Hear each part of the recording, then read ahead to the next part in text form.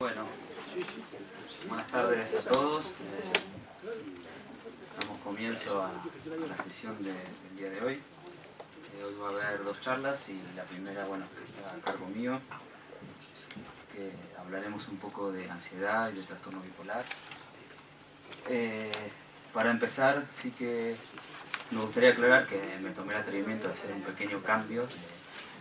Vamos a hablar de manejo en atención primaria, así que lo hablamos un poco con el doctor Casanova, que principalmente quizás acuda a más gente de atención primaria, y de todas formas, aunque por ahí también seguramente haya gente de otras especialidades que también estén interesados, la idea es un poco ese abordaje desde el espectro de un poco de menor complejidad, y después pasar a lo que puede ser la intervención de especialista. Nosotros nos vamos a enfocar en esa situación, ¿no?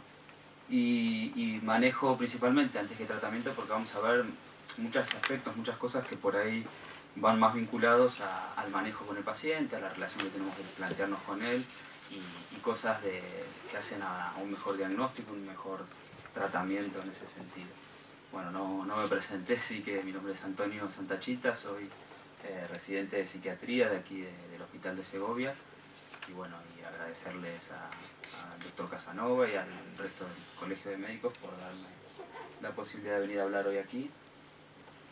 Bueno, la primera diapositiva un poco para comentarles básicamente de dónde principalmente saqué la información. Sí que me basé más que nada en las guías NICE, la guía británica por excelencia del sistema sanitario, y que en estas guías, por si alguno no lo conoce, sí que están los NICE Pathway, que son estos que se ven aquí, y que serían los algoritmos, ¿no?, basados en las guías, que me parecieron muy útiles en el sentido de que estaban divididos en esto, ¿no?, en la parte de atención primaria, por un lado, y hasta qué punto después vamos a ir haciendo pasos hacia lo especializado. Sí que veremos también que hay diferencias, ¿no?, en lo que es un sistema y el otro. Vamos a comentar un poco estas diferencias y por ahí también un poco una propuesta de ir brevemente acercándonos en algunos aspectos a poder avanzar y ampliar las intervenciones que pueda haber de atención primaria en estas cuestiones. Para entrar directamente en ansiedad, vamos a hablar del trastorno de pánico y del trastorno de ansiedad generalizado como los dos más frecuentes dentro de los trastornos de ansiedad, y nos vamos a focalizar en eso, en el manejo, en el tratamiento. En principio lo que sea diagnóstico, síntomas, esto ya lo han comentado en otras sesiones, en otras charlas, otros ponentes, ¿no? Entonces, entrando directamente en el trastorno de pánico, lo primero que planteamos, bueno, en el algoritmo, es una persona que se sospecha un trastorno de pánico con o sin agorafobia. Nos vamos a ir planteando una serie de pasos, ¿sí? Aquí vemos paso 1, paso 2, iremos viendo cada paso y hasta el punto donde veamos que pasa a atención especializada. Dentro de atención primaria lo que nos vamos a plantear primero es el principio de cuidados, y en este sentido va a ser muy importante dar información y la toma de decisiones de forma compartida, ¿sí? En esto vamos a hacer hincapié varias veces en la charla, en la cuestión de que las decisiones tienen que ser de forma compartida, tenemos que consensuar con el paciente, hablar con él de una manera que le sea comprensible, y que esto va a ser muy importante a la hora de ver el resultado, ¿no?, terapéutico y la mejor respuesta del paciente. Que, bueno, en psiquiatría siempre le damos trascendencia a este aspecto, ¿no?, al ir haciendo una alianza terapéutica, un vínculo que nos permita ir avanzando en ese sentido con el paciente y ir poco a poco viendo las decisiones que vamos tomando. Entonces, en este sentido sí que es necesario explicar en términos comprensibles para el paciente la evidencia disponible que tenemos del trastorno de pánico, las características, el curso, el tratamiento, comentarle los efectos adversos de la medicación, hablar con el paciente sobre sus preocupaciones. Esto sí que suele surgir muchas veces en consulta. El paciente nos plantea, vamos a poner un tratamiento, y nos dice, pero esto me va a hacer adicto, esto me va a dejar tonto, no voy a poder pensar bien. Entonces, bueno, ir aclarando todas estas dudas, estas cuestiones, comentándole con los fármacos, cuáles le puede traer algunos más sueño, otros alguna dificultad, pero que en general no nos van a generar adicción, no nos van a generar este tipo de problemas, ¿no? Tener en cuenta siempre la preferencia del paciente y si hubo experiencias previas en el tratamiento, ¿sí? Y bueno, y dar información y fomentar la participación del paciente en lo que van a ser grupos o asociaciones, ¿sí? Claro, aquí aparece el primer punto, ¿no? Seguramente en el sistema sanitario inglés, en las guías, ellos plantean esto como un elemento que tienen ahí disponible. Yo busqué aquí, bueno, encontré en Google esta página que es agorafobia.es, que bueno, luego si quieren pueden o apuntarlas o yo les dejo mi mail y les paso el material que voy a ir dando en este sentido de recursos que puedan surgir, ¿no? Esta página sí que muestra asociaciones y grupos de autoayuda que en Segovia sí que no aparecen, pero bueno, sí en otros sitios, por ahí en Madrid o en ciudades más grandes, se puede ver que sí que tienen ahí la posibilidad de acudir a este tipo de dispositivos. Otro elemento que también se plantea es proveer material, ¿no? Darle material al paciente, algún folleto, algo de información. En ese sentido nosotros tenemos aquí esta guía, que bueno, es una guía del Gobierno de Navarra y sí que la utilizamos de vez en cuando, que tiene aspectos psicoeducativos, también algunos consejos, algunas técnicas de terapia cognitivo-conductual y algunas de estas cuestiones para que el paciente pueda ir viendo cómo puede ir manejando la situación, ¿no? Pasamos al paso 1 y lo primero que nos planteamos es el reconocimiento y el diagnóstico. Esto lo vamos a realizar principalmente con una buena historia clínica. Esto va a ser fundamental y nos va a permitir diagnosticar no solo el problema, sino también valorar si hay alguna comorbilidad, ¿no?, que pueda estar condicionando. En la guardia sí que va a ser una intervención lo más mínima posible, basándonos directamente en averiguar si el paciente realiza algún tratamiento para este trastorno, en descartar si hay una enfermedad orgánica subyacente o de base que pueda estar condicionándole lo que le sucede. Y sí que hacíamos hincapié en esta situación en las guías en no ingresar al paciente y derivarlo a atención primaria. Si tuviéramos en guardia también algunos de estos materiales se les puede facilitar, pero nos centraríamos principalmente en eso. Respecto al paso 2, el tratamiento, ahí se abriría otro algoritmo que es la siguiente. Y aquí vemos, ¿no?, el tratamiento para el trastorno de pánico en atención primaria. Sí que nos planteamos en un primer momento como elección del tratamiento, de vuelta haciendo hincapié en la elección del paciente, en su preferencia para elegir alguna de las opciones de tratamiento. Las opciones que vamos a tener son el tratamiento psicológico, el farmacológico y el de autoayuda. Están ordenados de esta forma no al azar, sino que es de evidencia de mayor a menor duración del efecto que producen.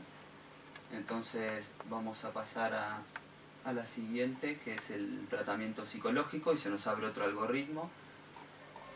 Y en este punto los pacientes que le ofrecemos tratamiento psicológico, sí que como primer medida realizaremos una terapia cognitivo-conductual.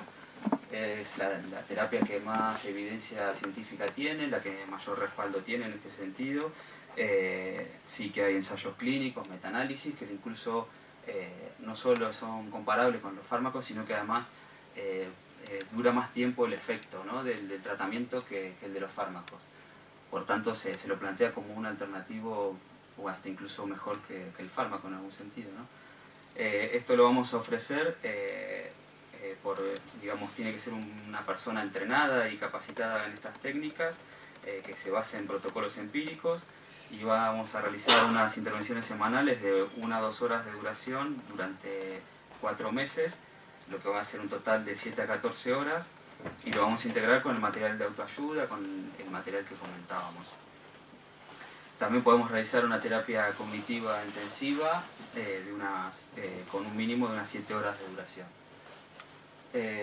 Respecto al seguimiento, vamos a valorar si el paciente está progresando adecuadamente, si está teniendo alguna respuesta con estas intervenciones, y una forma de realizarlo es con alguna de las tipos de escalas, tipo esta de la escala STAI, que bueno, que es una escala de ansiedad que también se descarga fácilmente en internet. Se pone STAI escala y se descarga. o cualquier otra escala de ansiedad que nos sirva para ir monitorizando, ¿no? Y viendo la evolución del paciente en este sentido. Entonces, luego si vemos que está habiendo mejoría, continuamos con el mismo tratamiento. Si vemos que no hay mejoría, nos plantearíamos alguna de las intervenciones que vimos hoy, que ahora volveremos, o si ya le aplicamos alguno de los otros tratamientos, estaríamos planteándonos ya derivar a especialistas. Claro, aquí sí que surge una de las cuestiones que decíamos, ¿no? O sea, en atención primaria no disponemos seguramente de psicólogos y que estén capacitados en estas técnicas para derivarlos ahí en atención primaria, ¿no?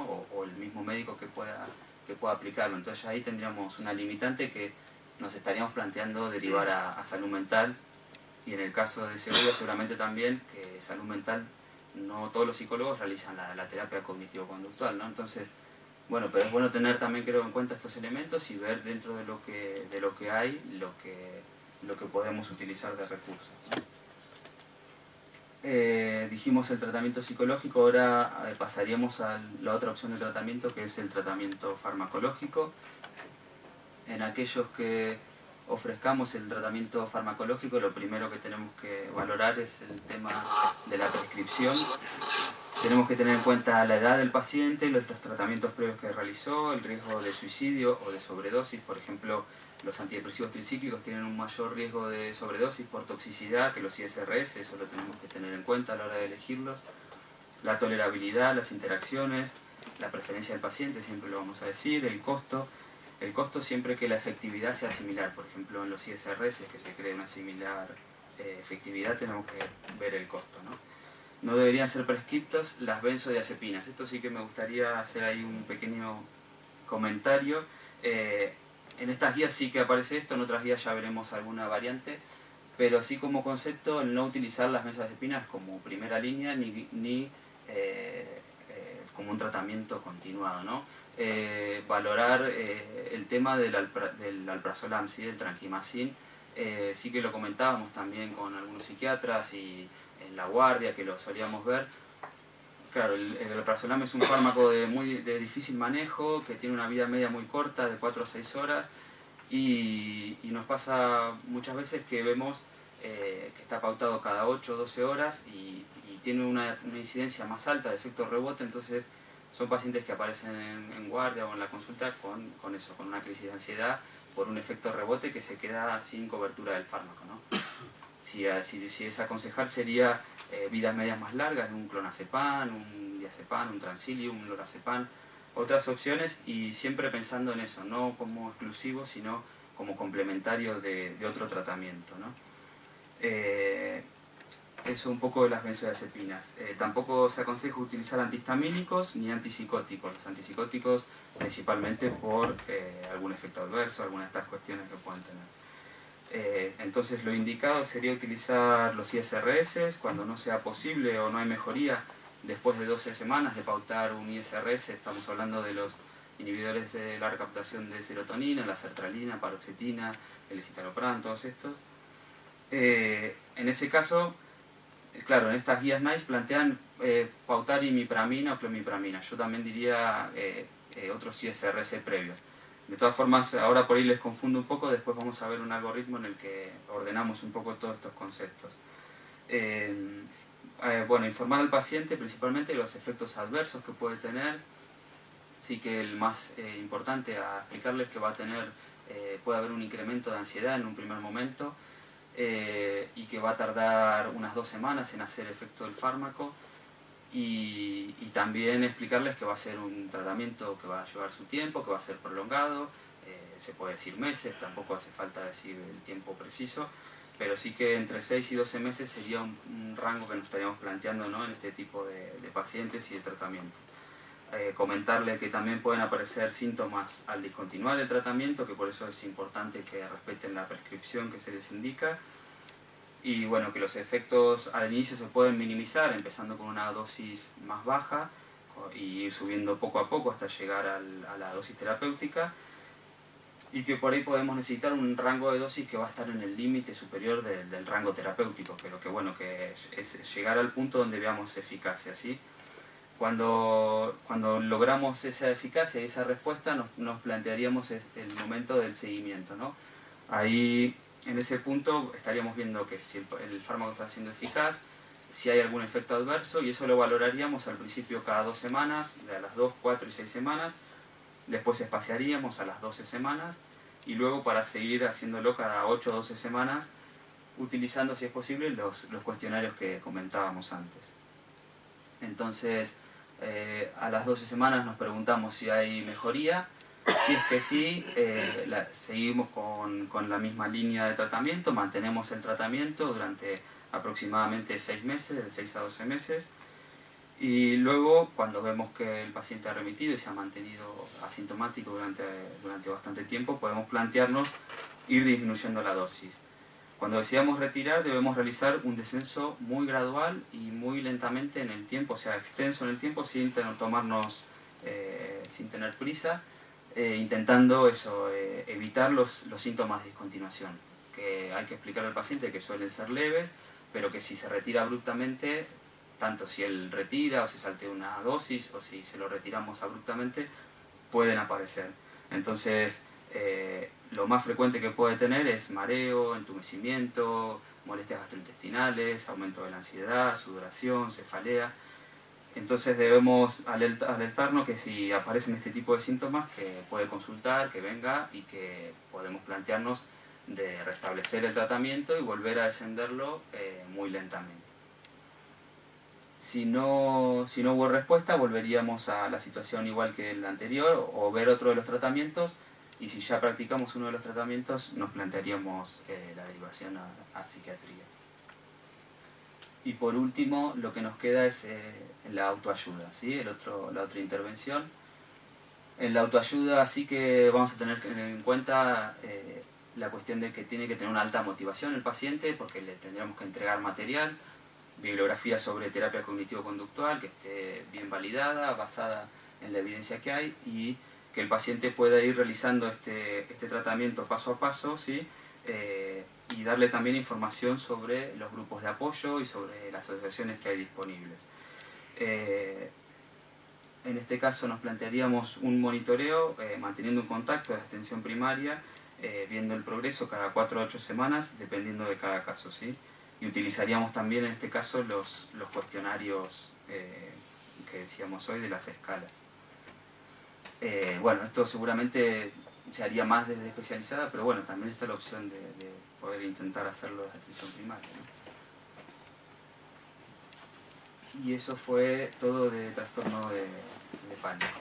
Pasaríamos a trastorno de ansiedad generalizada. También otro algoritmo.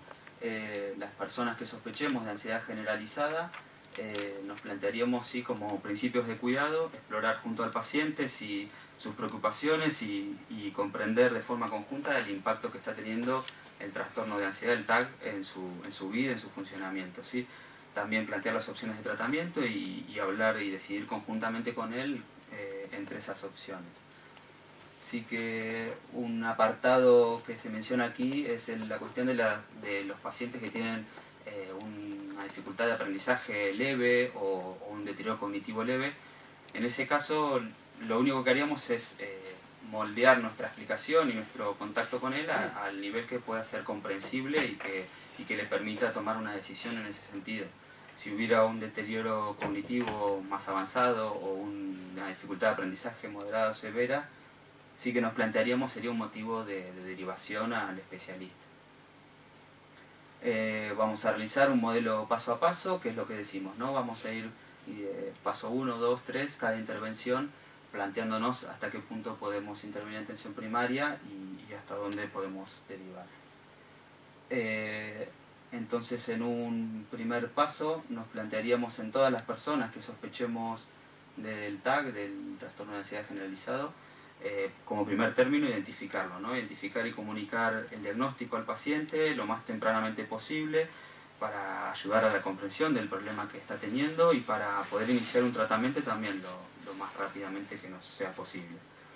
Consideraremos el diagnóstico de GAD en pacientes que tengan una ansiedad elevada o preocupaciones, y en ciertos grupos de pacientes, que esto sí me parece que está bien mencionarlo, que se enciende una alarma, ¿no? En algún momento que vemos a un paciente que viene con problemas físicos crónicos, los que buscan reasegurarse de no padecer problemas somáticos, aunque no los padezcan, ¿sí? Esto generalmente se da más en grupos de ancianos, en ciertos grupos étnicos que vienen y tienen mayor cantidad de quejas, y en aquellos que están preocupados por un amplio rango de molestias, de enfermedades, ¿sí? Serían un poco lo que se suele llamar hipocondríacos, ¿no? Estas personas que por ahí demandan más atención en ese sentido, estar alerta porque puede estar por ahí subyacente un trastorno de ansiedad, ¿no?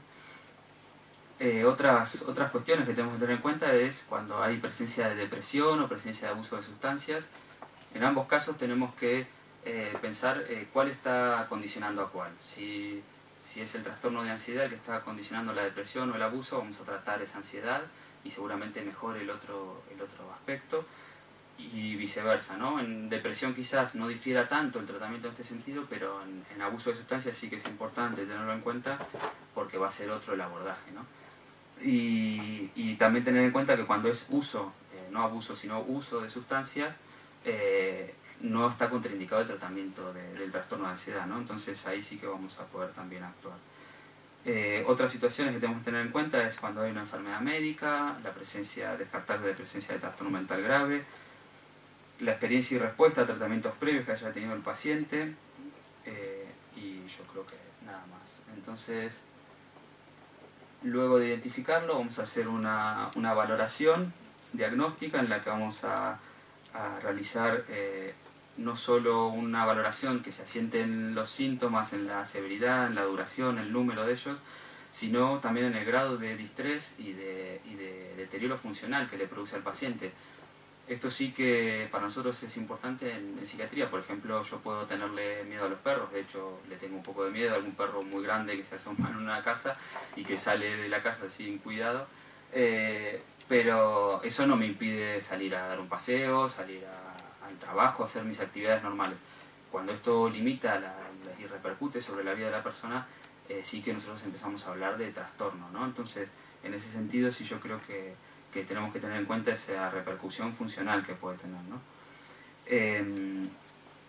Y bueno, entonces vamos a realizar este tipo de abordaje y vamos a monitorizar, ¿no?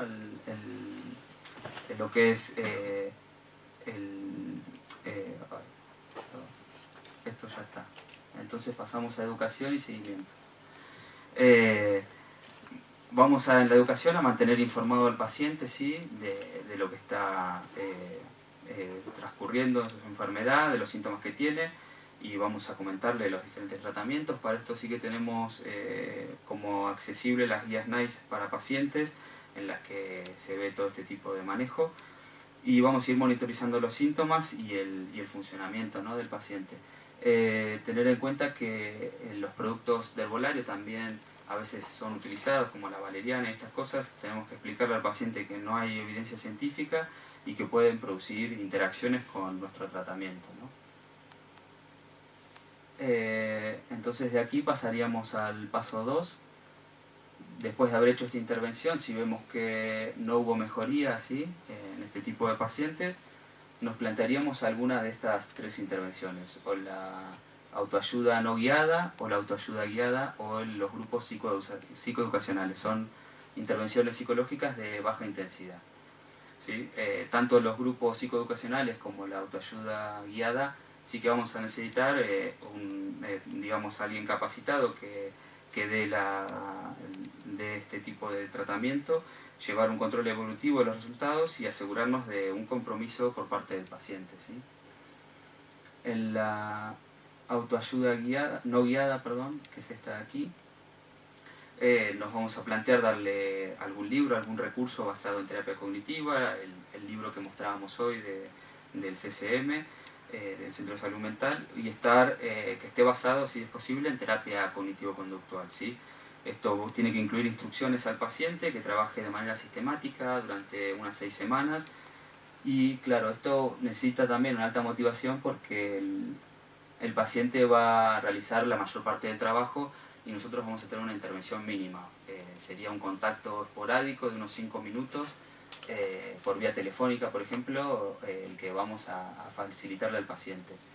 En la autoayuda guiada sería un poco similar, de darle material y de digamos, suministrarle también los recursos, pero sí que aquí vamos a participar un poco más dándole un apoyo nosotros de un seguimiento de unas 5 a 7 sesiones, una por semana, de unos 30 minutos.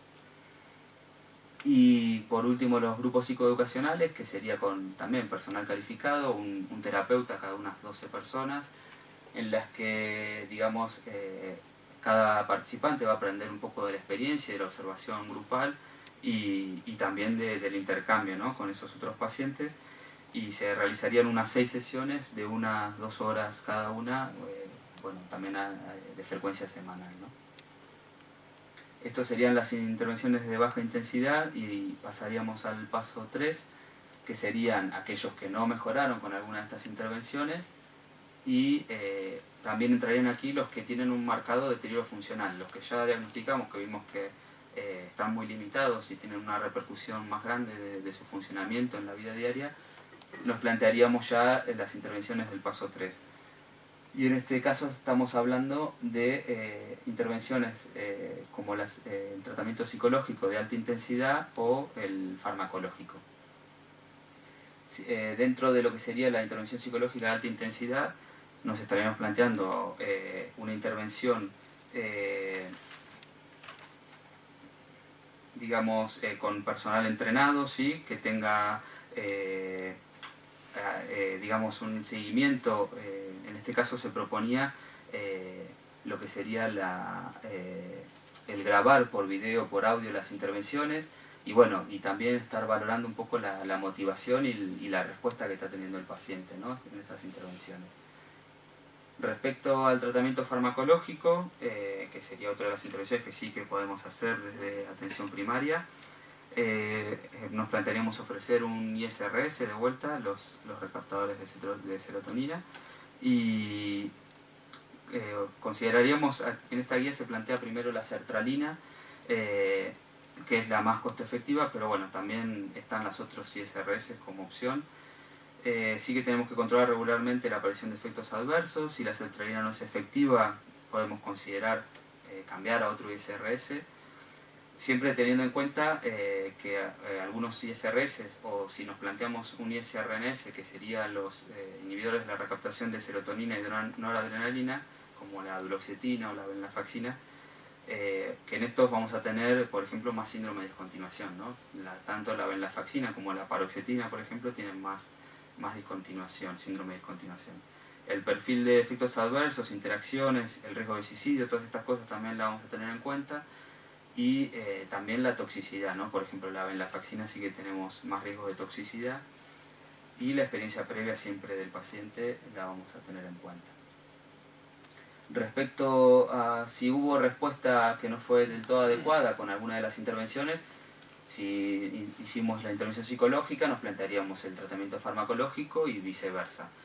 Si la única excepción sería si tuvimos una respuesta parcial del tratamiento farmacológico, ahí nos estaríamos planteando la posibilidad del tratamiento combinado, ¿sí?, que ya veremos más adelante un poco las características que tiene que tener.